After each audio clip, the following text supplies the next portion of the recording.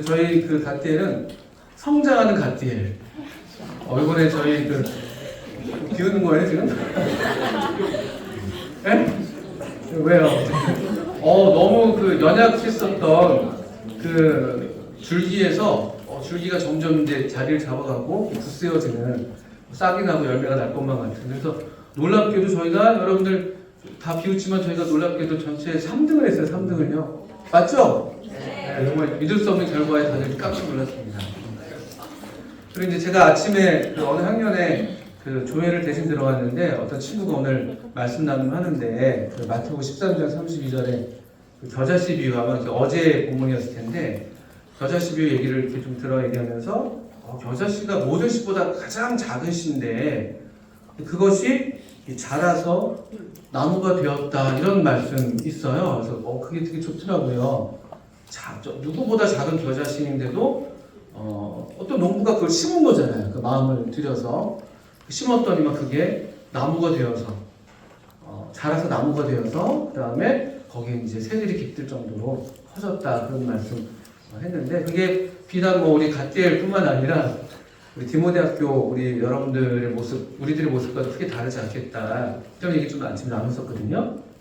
어떻든 간에 우리 가까이 있는 그런 마을별 운동회 체육대회도 그렇고 공동체 테마학습도 있었고 학급 단합대회도 있었고 등등 여러 이제 활동들 있었습니다. 그리고 그런 이제 좋은 교육 활동이라고 할까요? 그런 경험들을 하는 반면에 또 어떤 때는 또 우리 마음에 좀 힘들기도 하고 불평도 있고 어려운 그런 시간들도 또 보내기도 해요. 그게 근데 이상한 일이 아니라는 것을 오늘 성경을 통해서 말씀을 드리고 또 이럴 때 우리가 어떻게 이 삶을 사는 것이 하나님의 백성으로서 바른 것인가 이런 것들을 좀 교훈받을 수 있겠다 싶어서 출애굽기 15장을 먼저 펴달라고 부탁을 드렸어요. 15장 22절부터 26절 먼저 한번 읽어볼게요. 15장 16장 이 두 이야기를 좀 보려고 하는데요. 출애굽기 15장 22절부터 한번 읽을게요. 모세가 홍해에서 이스라엘을 인도하며 그들이 나와서 수르 광야로 들어가서 거기서 사흘 길을 걸었으나 물을 얻지 못하고 마라에 이르렀더니 그곳 물이 써서 마시지 못하겠으므로 그 이름을 마라라 하였더라. 마라 아니에요? 네, 수달. 백성이 모세에게 원망하여 이르되 24절이에요. 백성이 모세에게 원망하여 이르되 우리가 무엇을 마실까 하며 모세가 여호와께 부르짖었더니 여호와께서 그에게 한 나무를 가리키시니 그가 물에 던지니 물이 달게 되었더라. 거기서 여호와께서 그들을 위하여 법도와 율례를 정하시고 그들을 시험하실세. 이르시되 너희가 너희 하나님 나 여호와의 말을 들어 순종하고 내가 보기에 의를 행하며 내 계명에 귀를 기울이며 내 모든 규례를 지키면 내가 애굽 사람에게 내린 모든 질병 중 하나도 너희에게 내리지 아니하리니 나는 너희를 치료하는 여호와이니라. 한 사건이 먼저 있습니다. 이게 이제 여러분 잘 아시는 마라의 쓴물 사건이라고 보통 그 이름 붙어져 있는 그런 사건입니다. 여러분 이 사건이 일어나는 요 흐름을 좀 볼 필요가 있어요. 성경으로 보통 어떤 사건 단위로 보통 많이 보는데 그 사건에 항상 앞뒤가 있기 마련이잖아요. 여기 보시면 15장 22절 보시면 언제적 일어난 일인가 봤더니만 모세가 무슨 이 사건 앞에 뭐가 있었다고 되어 있습니까? 모세가 홍해에서 이스라엘을 인도함에 그들이 나와서 이렇게 되어 있어요. 바로 앞 이 직전에 14장 15장에 그 유명한 그 위대한 그 홍해가 갈라지는 사건이 있어요. 이거는 역사상 비슷한 사건이 뒤에 요단강이 또 이렇게 갈라지는 사건이 한 번도 있었습니다만 어쨌든 거의 역사상 전무하고 후에 한 번 있었던 기적 중에 기적이죠. 물이 갈라지는 기적. 그리고 이 갈라지는 물 사이로 마른 땅을 지나서 이스라엘 백성들이 애굽에서 나와서 그들의 이제 옛 왕국, 그들이 속했던 그들의 노예 생활에 있었던 그 옛 왕국에서 나와서 이제 새로운 약속의 땅을 향해 전진해 나가는 아주 그 승리의 힘찬 걸음을 뗐었던 게 바로 엊그제예요. 정확히는 한 일주일 사이쯤 될 겁니다. 수르 광야로 들어가서 또 사흘길을 걸었다고 되어 있으니까. 일주일 어간에 있었던 일이에요.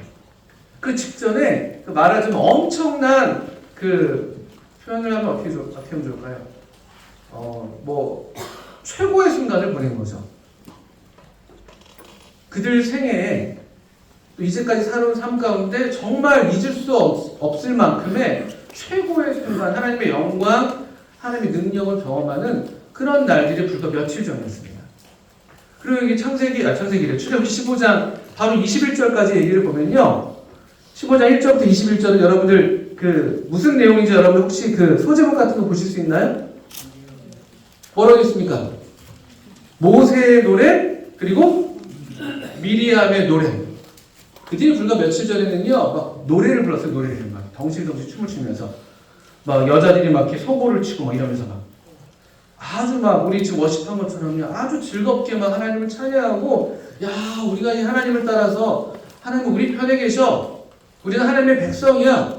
저 애굽의 그 당시 최고의 군사력을 보유하고 있었던 제국인데 저 애굽도 우리를 어떻게 할 수가 없어 하면서 정말 노래를 부르고 있었던 거예요. 바로 얼마 전까지만 해도 이렇게 막 워십을 하고. 여러분 아침 워십 하셨잖아요. 이렇게 하신 건 아니죠.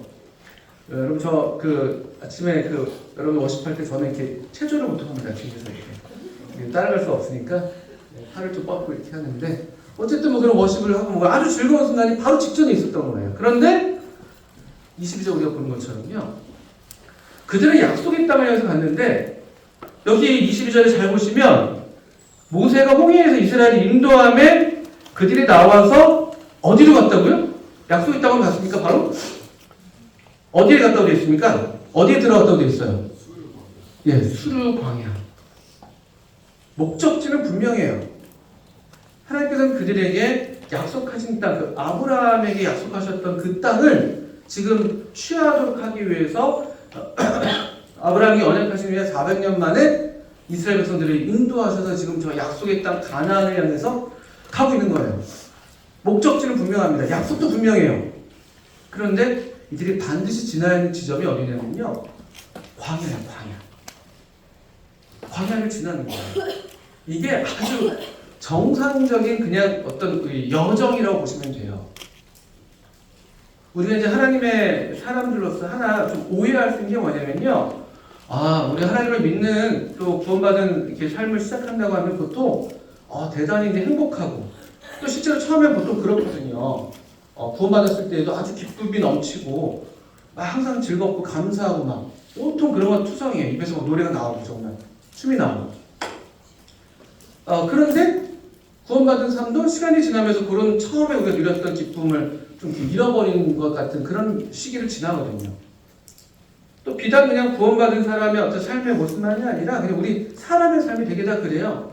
다 처음에는 이제 막 흥분되고 즐겁고 또 하나님께서 함께 하신 그런 것들을 보면서 우리가 마음 큰 기쁨이 있다가도요.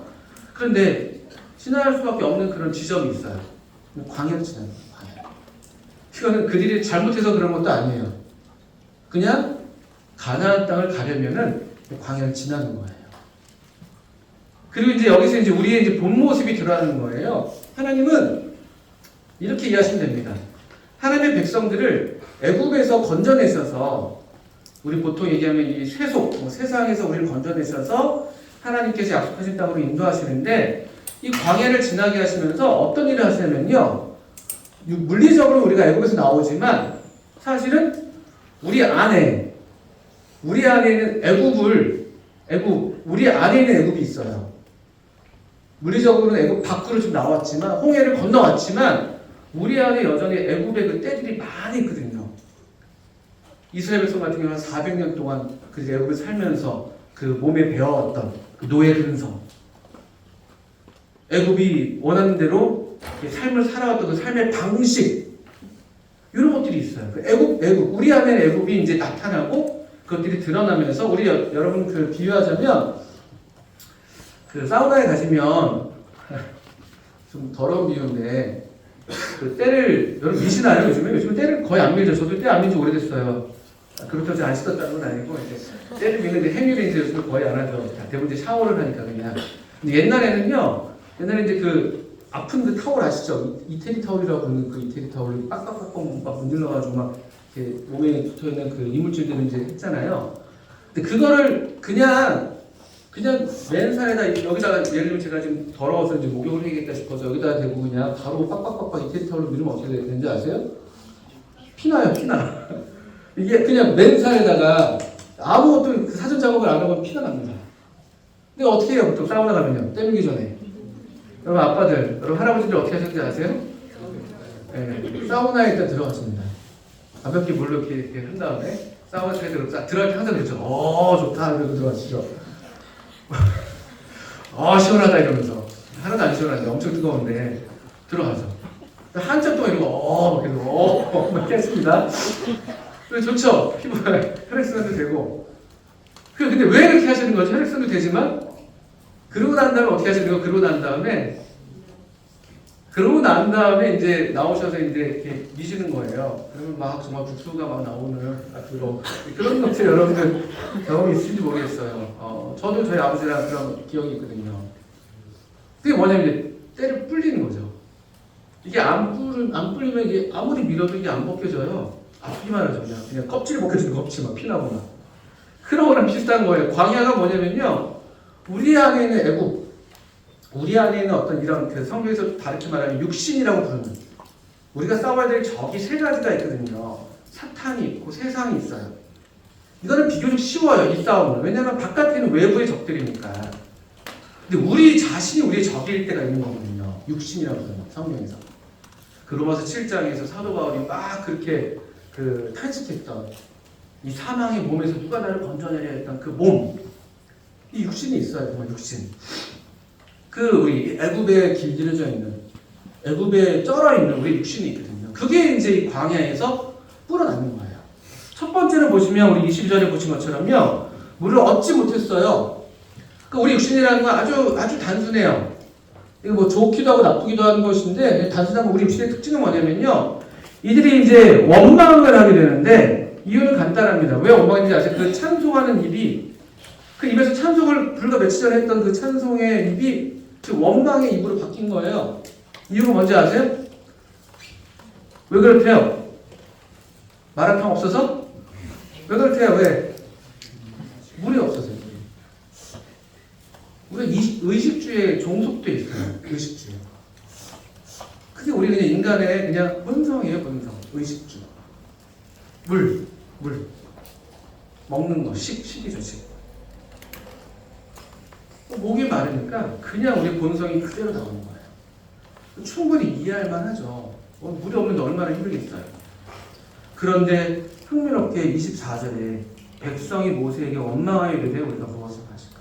원망으로 바뀝니다. 사실 이게 흥미로운 대조인 거예요.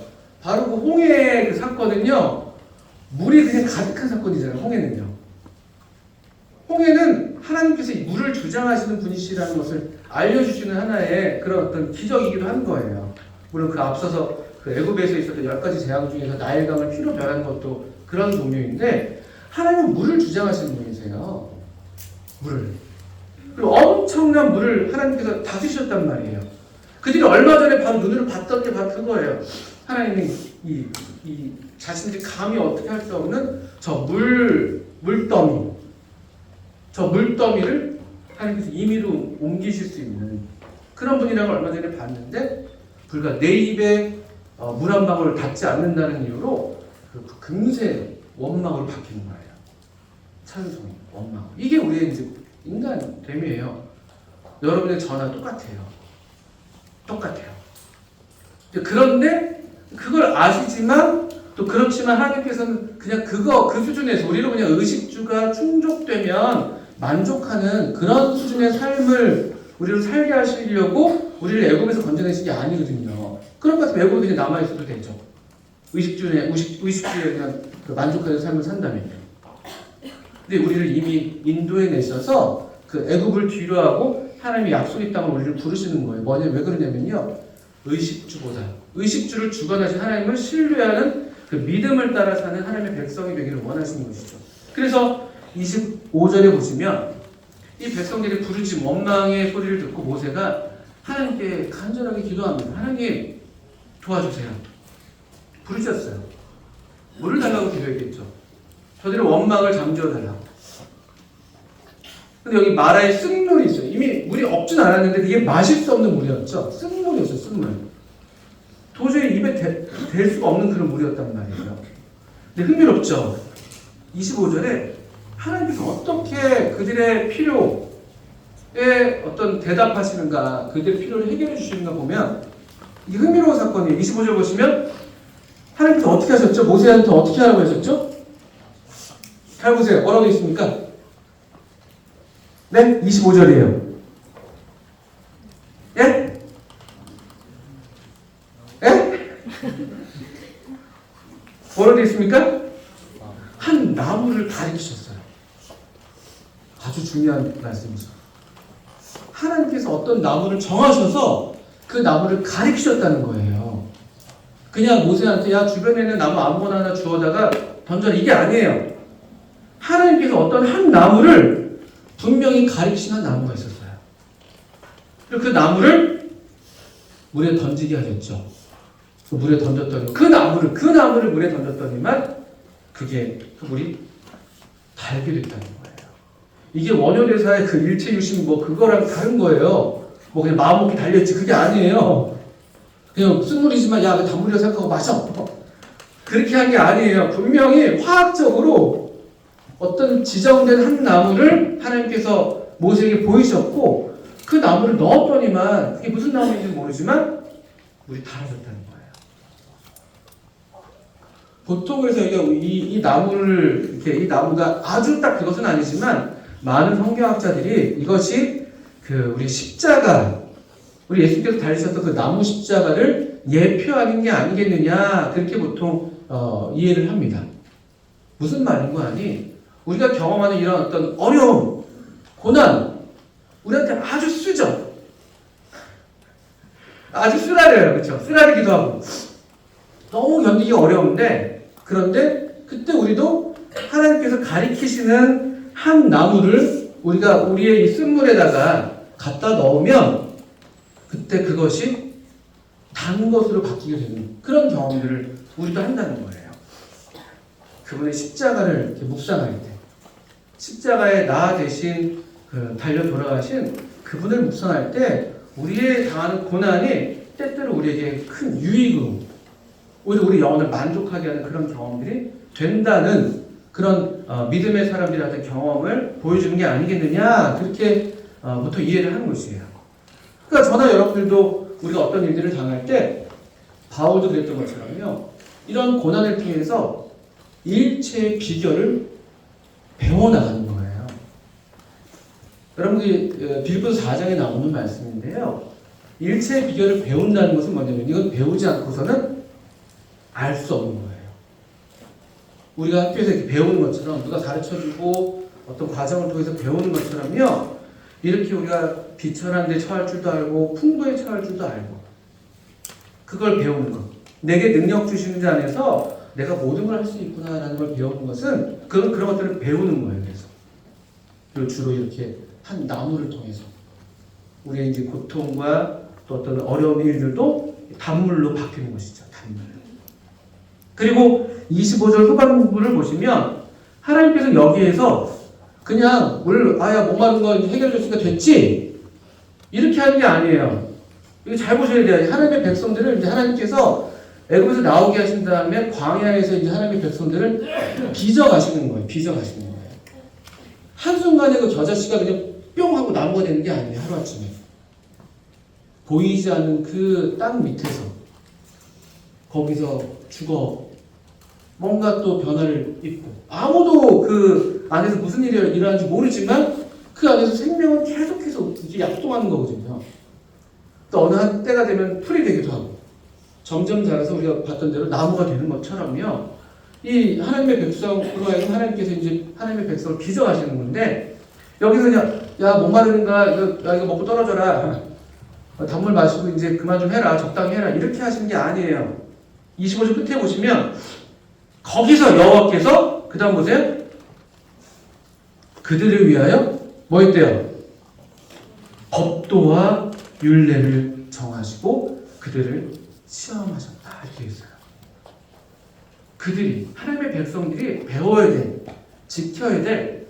그렇게 해야지만이 하나님의 백성이 하나님의 백성답게 살 수 있는 그런 법도와 규례를 그들을 위해서 정하셨다고 되어 있어요. 그들을 위해서. 아주 중요한 말씀이에요. 그리고 거기서 또 시험. 이거는 테스트 하셨다, 테스트. 잘 배우고 있는지. 이 시험과 이 규례와 법들을 잘 배우고 있는지 테스트 하시는 거예요, 테스트. 거기서. 거기라는 건 뭐예요? 마라 유전부터 거기에서 하나님 테스트 하셨다는 거예요. 이들이 배운 건 뭐겠습니까? 아, 우리의 목마름은 모세가 해결해 주는 것도 아니고 우리의 목마름은 하나님이 해결해 줄 수 있구나. 또 하나님은 어떤 것이라도 우리의 필요를 채우실 수 있구나. 하나님만이 채우실 수 있구나. 그리고 사실 되게 흥미로운 건요. 26절 끝부분에 보시면 여기에서 하나님께서 자신을 나타내 보이실 때는요. 너희를 뭐 하는 여호와래요? 너희를 치료하는 여호와. 이거 희한하잖아요. 너희의 뭐 갈증을 해결해주는 여호와. 이게 아니라 너희를 치료하는 여호와. 왜 하나님 자신이 여기 치료하시는 여호와로 이 백성들에게 나타나셨을까요? 또 다른 말로 하면 그렇다면요. 어쩌면 마라의 이 쓴물이 단물로 변해서 그들이 먹었을 때, 마셨을 때 그들이 치료를 입었다는 거라는 의미일 수도 있어요. 그 이야기는 즉슨 어쩌면 그들은 자기들도 모르는 채 어떤 이런 질병, 어떤 질병을 앓고 있었다고도 볼 수 있는 것이죠.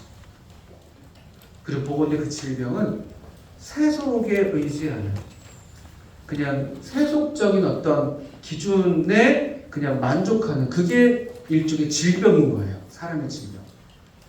이스라엘 사람들도 그렇고 우리도 그렇고 사람은 원래 그렇게 살도록 지어져 있지가 않거든요. 근데 그 수준에만 그것만 소화할 수 있다는 것은 뭔가 질병인 것이죠. 여러분 병 들었을 때 그 소화불량이 생겼을 때 여러분들 어떤 음식을 드셔야 돼요? 예, 죽을 드시잖아요. 죽이 아주 죽이잖아요. 죽을 드셔요. 그 말은 즉슨 뭐예요? 다른 건 죽이 아닌 다른 건 어떻다는 거예요? 먹을 수 없다는 거예요. 소화가 안 돼요. 병들었다는 거. 사람은 원래 의식주 이상의 것으로 우리가 살도록 지음받았는데 그걸 못 먹는 거예요, 지금.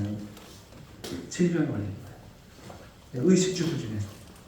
이게 그래서 마태복음 4장에서 참 사람으로 오신 예수님께서 처음 광야에서 당하셨던 시험의 의미일 수 있어요. 그 마귀가 와가지고요, 40일 동안 굶주렸던 예수님에게 오셔서 어떻게 합니까? 이 도리변에서 뭐가 되게 하는 거예요? 떡이 되게 하는 거잖아요. 너 배고프니까. 너 배고프니까 이거 또 능력이 있다는데 이거 빨리 떡떡이 되게 변해서 먹어. 예수님 뭐라고 말씀하세요?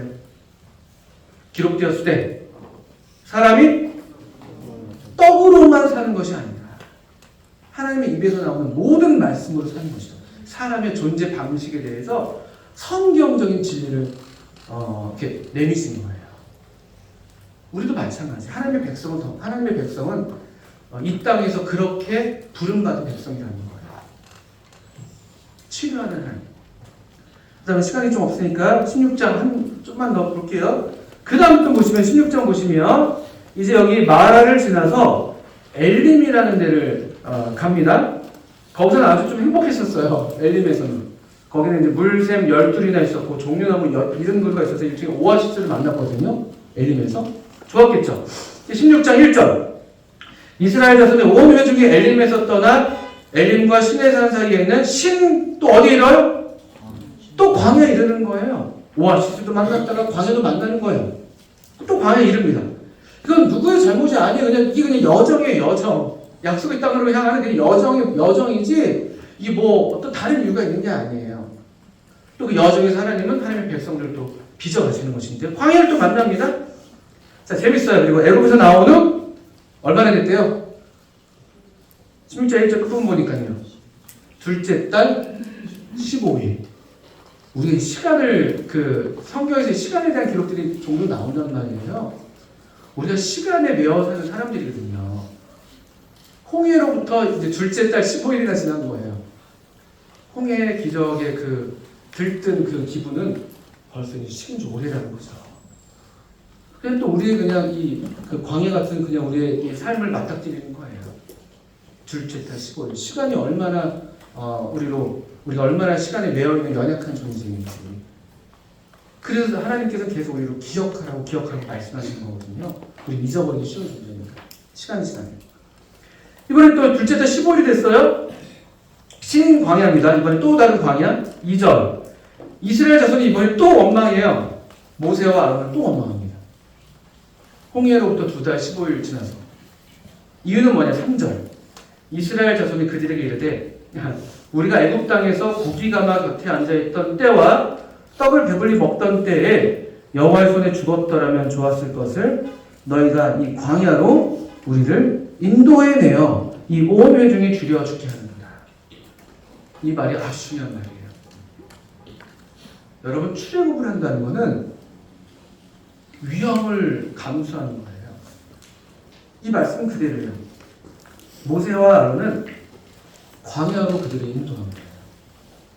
약속의 땅을 향해 가는 것이지만 실제로 좀 광야에 인도되어 있는 거예요. 광야예요. 그러니까 하나님의 뜻을 따라서 뭔가 결정한다는 것은 우리가 살던 이전 삶에서 우리가 벗어나서 새로운 삶을 향해 간다는 것은 또 여러분들이 일반 학교를 뒤로 하고 디모데학교에 와 있다는 것은요, 사실 이런 위험을 내포하는 거예요. 이런 위험, 이 모험에는 반드시 위험이 따르기 마련이에요. 이거를 감수하지 않을 것 같으면 이것을 우리가 두려워한다면 사실 애굽에서 나오면 안 되는 거죠. 애굽에서 나오면 안 되는 거예요. 근데 이들이 그들에게는 애굽이 또 나타나는 거예요. 아유, 그냥 애굽 땅에서 그냥 먹고 배불리 먹고 또 그 문제예요. 또 배불리 먹었던 때가 좋았는데 고기가마 곁에 앉아서 떡을 배불리 먹던 거기서 먹고 그냥 죽었더라면 좋았을 텐데 왜 광야에 굳이 나와서 우리를 죽게 만드냐. 그건 사실 틀린 말이에요. 반은 맞고 반은 틀려요. 그들이 광야에 있는 건 사실이에요. 애굽을 떠난 건 사실입니다. 그들이 지금 줄여 있는 건 사실이에요. 그런데 3절 끝부분에 보시면 그들이 과장된 얘기를 해요. 보통 우리가 이제 그런 위기를 만날 때 우리의 이제 감각이 좀 더 과잉돼서 반응하는 경우들이 있잖아요. 여기 이제 이 사람들이 뭐라고 얘기합니까? 온 회중이 줄여 죽게 하는도다. 하나님이 그들을 죽게 하시려고 애굽에서 나오게 하셨어요? 그리고 뭐하러 나오게 하겠어요? 살게 하시려고 부르신 것이죠. 애굽에서 그렇게 그냥 고기가마 곁에서 고기나 좀 얻어먹고 떡이나 좀 얻어먹으면서 그냥 그 수준에서 만족하는 삶을 그냥 살다가 죽게 하실 것 같으면 애굽에서 불러 안 내시죠. 이건 틀린 말이에요. 하나님은 그들을 줄여 죽게 하시려고 지금 인도해 내신 게 아니에요. 그리고 광야에 지금 있지만 사실은 광야로 인도해 내신 건 아니에요. 광야는 지나가는 과정이죠. 그리고 그들은 줄여 죽지 않아요. 줄임을 경험할 수는 있지만 절대로 죽지 않아요. 그러면서 그렇게 그들이 이제 이런 어떤 어려움을 또 호소를 합니다. 그럴 때 또 4절에서 여러분 보시면 우리 잘 아시는 것처럼 그때 여호와께서 모세에게 이르시되 보라 내가 너희를 위하여 하늘에서 양식을 비같이 내리리니 백성이 나가서 일용할 것을 날마다 거둘 것이라. 이같이 하여 그들이 내 율법을 준행하나 아니하나 내가 시험한다. 또 하나님의 백성을 단련하시죠. 테스트하시는 거예요. 애굽의 삶을 살 것이냐 아니면 이런 어떤 위기의 순간들이 오지만 그래도 우리를 불러내신 하나님을 의지하는 그 믿음으로 또 살 것이냐. 우리를 줄여 죽게 하지 않으시는 날마다 우리가 먹을 수 있는 일용할 양식을 하늘로부터 주실 수 있는 분이라는 것을 믿는 믿음으로 살 것이냐. 그걸 또 테스트하시는 거예요. 하나님의 백성은 이렇게 단련받는 거예요. 그래서 그냥 가만히 있는 하나님의 백성이 되는 게 아니거든요. 광야를 지나면서 우리의 이 애굽의 때들이 불려지면서 그게 하나씩 하나씩 벗겨지는 거예요. 하나씩 하나씩. 그렇게 해서 하나님의 백성이 완전히 애굽을 물리적으로 뒤로 할 뿐만 아니라 우리의 삶의 어떤 그 삶의 방식에 있어서도 애굽의 방식이 아닌 하나님을 믿는 믿음의 삶으로 살아가는 그 삶의 방식을 덧입게 되는 그런 과정을 겪게 합니다. 마지막으로 6절과 7절만 읽고 마쳐야 될 것 같습니다. 모세와 아론이 온 이스라엘 자손에게 이르되 저녁이 되면 너희가 여호와께서 너희를 애굽 땅에서 인도하여 내셨음을 알 것이요. 7절 아침에는 너희가 여호와의 영광을 보이니. 그들은 광야에서 수없이 많은 밤과 낮을 보냈다는 거예요. 저녁이 되면 우리가 애굽에서 나와 있구나. 그걸 알게 된다는 거예요. 왜 그걸 알게 됐을까요? 저녁이 굳이 광야에 그 텐트 생활하면서 얼마나 고되겠어요? 그 현실 현타 온 거죠. 현타 말 그대로 현실 전압 타임이 오는 거예요. 야, 우리가 여기 지금 애굽에서 살던 그 집이 아니네. 그냥 광야에 있네. 내 집이 아니네. 그런데 하나님께서 우리를 어디 인도해 내셨지? 그 밤에 그걸 생각하는 거예요. 밤에 묵상하는 거죠. 하나님 우리를 인도해 내셨지. 또 그 다음에 새날이 밝아요. 아침이 왔습니다. 아침에는 뭐 한대요? 7절 말씀 아주 좋은 말씀이에요. 아침에는 뭐래요? 여호와의 영광을 보이고. 이 무수한 저녁과 아침이 반복되면서 그들이 광야가 지나가는 거예요. 똑같아요. 우리도 우리 디모데학교 생활하면서 저도 저의 삶을 살면서 무수한 저녁과 이 아침을 지나가면서 이 광야를 지나가는 거예요. 저녁에는 여러분 좀 그럴지도 몰라요. 기숙사에 누워서 내가 여기 왜 있는 거지? 아씨 이럴 수도 있겠죠. 그러다가도 하나님이 인도하셨지. 나 여기 지금 광야에 와 있네. 나 애굽을 뒤로 했네. 또 우리 새날이 밝았을 때 또 우리에게 주시는 이런 새 아침의 기쁨, 새 아침의 영광을 따라서 또 하나님을 우리가 뵙고 하나님의 말씀을 먹고 또 하나님을 즐거워하고 그런 낮과 밤을 반복하면서 천지가 그렇게 창조됐던 것처럼 저녁이 되고 아침이 돼서 첫째 날이 되었다. 그런 날들이 반복해서 천지가 창조됐던 것처럼 우리의 날들도 그렇게 반복되면서 새로운 세계가 우리 앞에 새로운 삶이 창조의 거지라고 믿어요. 저는 이런 믿음에 전혀 흔들림이 없어요. 이게 성경의 가르침이기 때문에 그렇고 또 시편 30편 말씀에는 저녁에는 울음이 찾아올지라도 아침에는 기쁨이 온다. 성경의 말씀이에요. 여러분 저와 여러분 모두가 이 저녁과 아침을 보내면서 하나님의 사람들로 계속 우리가 단련받고 또 우리 안에 있는 이런 육신의 것들이 계속 바뀌어지면서 우리 하나님을 의지하는 백성들을 빚어지기를 바랍니다. 시간 주셔서 죄송합니다. 마치겠습니다.